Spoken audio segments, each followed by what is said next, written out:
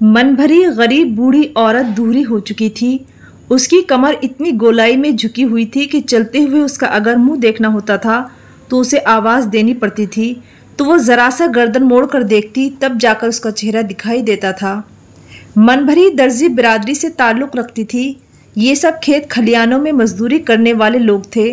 برادری درزی کی تھی مگر کام درزی والا کوئی نہیں کرتا تھا۔ من بھری کو ہنکارا سا لگا ہوا تھا۔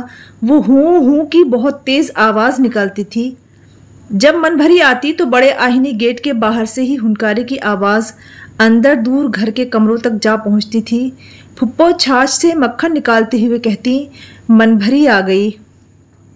وہ جو کہتے ہیں نا کہ بہت پہلے سے ان قدموں کی آہٹ جان لیتے ہیں، ایسا شاعرانہ کلام من بھری پر ہی فٹ ہوتا تھا۔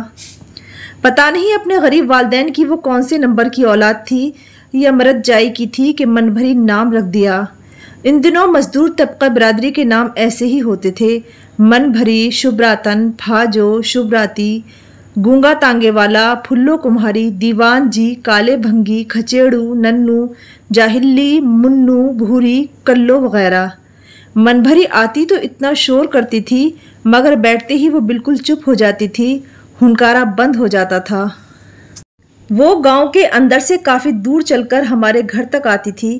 اس کے پاس ایلومینیم کا پچکا ہوا بنا ڈھکن کا ایک لٹکانے والا ڈبہ تھا جس میں وہ چھاچھ لیتی تھی۔ وہ آتے ہی پانی مانگتی۔ ہم بچے بھاگ کر ہینڈ پمپ سے وضو کے تانبے والے لوٹے میں پانی۔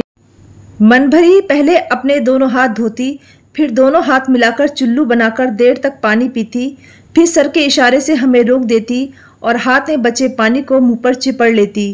وہ صرف چھاچھ پر ہی اکتفا نہیں کرتی تھی، ہر دوسرے دن اس کی اچار کی فرمائش ہوتی یا پھر کھانے کی۔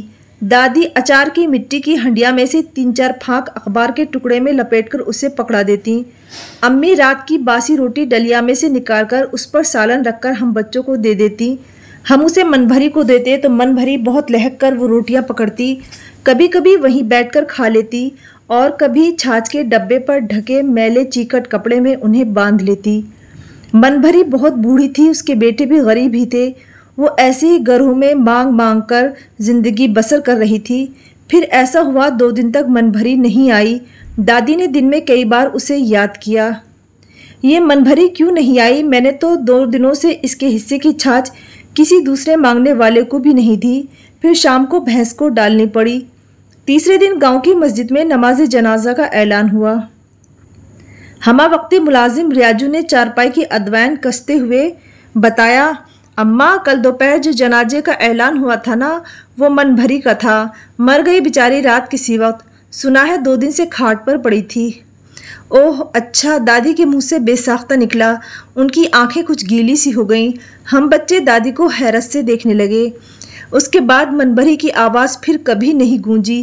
دادی اپنے گھر میں آنے والی اس صبح کے وقت کی رونق کو بہت دن تک یاد کرتی رہیں، اور اب میں جب جنت مکانی دادی کو یاد کرتی ہوں تو ان کے پاس آنے والی من بھری بھی مجھے بس یوں ہی یاد آ جاتی ہے۔